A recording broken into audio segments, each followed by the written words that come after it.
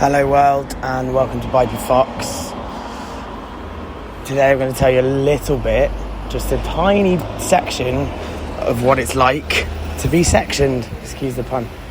But I'm starting this podcast where I had my last cigarette before I was frog marched. I wasn't actually frog marched because the two policemen that were on me at the time said that it was okay for me not to be in handcuffs.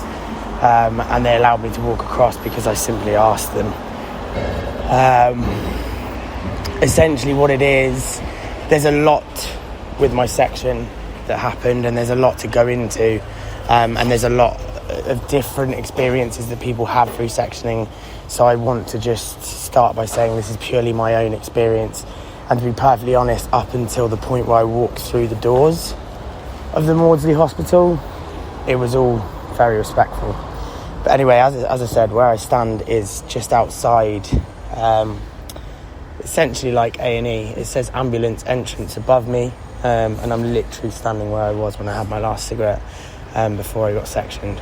I did used to smoke, but if you do smoke and you're getting sectioned, just hold on to those cigarettes as best you can, because you just never know when you're going to get the next one. And actually, you're not allowed to smoke in NHS hospitals.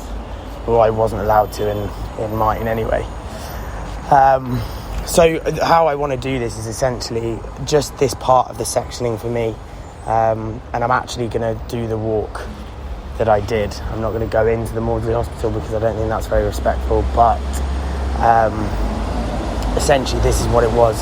I was assessed in the building where, just as a little context, and I'll go into further detail of this on another podcast, but I was detained outside my front door, and I was there for probably about an hour and a half until the ambulance came, and then I was taken away in the ambulance to where I am now, which is where I got assessed. They do your vitals, which is like your blood pressure, and I think they might have done my bloods, but just your vital signs, essentially, just to see that you're healthy enough to be there, I assume.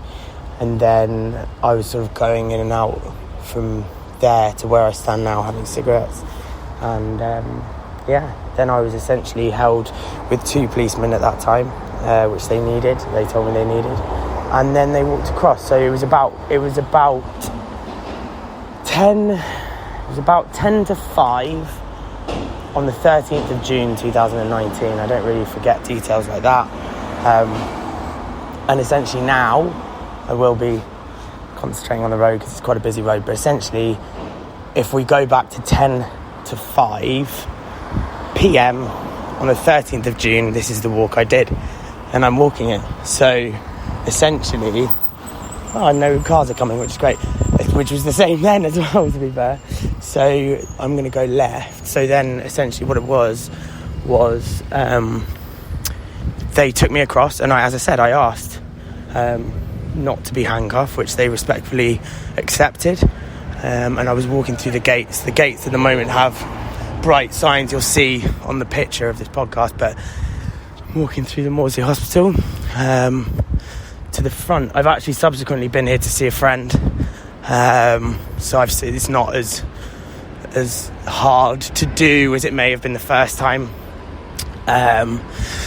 but yeah, so I was walked across here into this building, which again you can see on the picture, and yeah, here it is. It's quite a scary looking building if you know what happens behind it.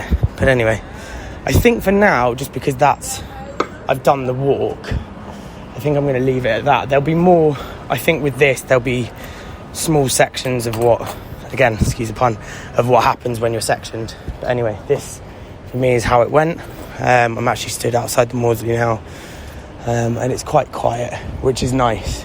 It's a busy road out there, but obviously you need the quiet when you're dealing with people who are suffering mentally, because it can be quite loud in the brain sometimes. So it's nice to have a nice environment. I'm sure you can hear the cars in the back, but it's quite relaxed and chilled here. So anyway, that was my walk to being sectioned, and I'll go further into what happened after that and on another episode. But there it is for now, guys. All that's left for me to say is keep smiling, stay good, and have a really good day. Take lots of care.